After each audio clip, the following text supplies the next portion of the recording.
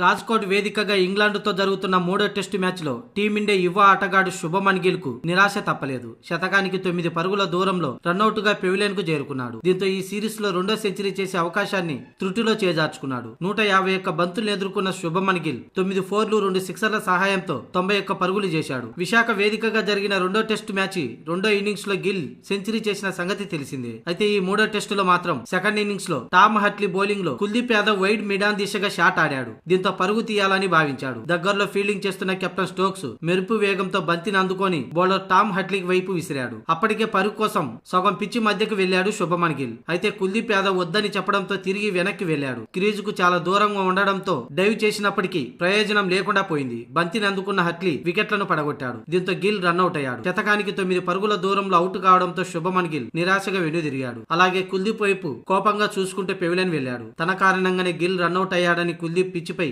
మోకాలపై కూర్చుండిపోయాడు. ఇకపోతే గిల్ అవుట్ అయ్యాక సెంచరీ వీరుడు యశస్వి జైస్వాల్ క్రీజ్ లోకి వచ్చి ఆకాశ మహద్దుగా చెలరేగిపోతున్నాడు. అలాగే టీమిండియా భారీ ఆధిక్యం దిశగా కొనసాగుతుంది.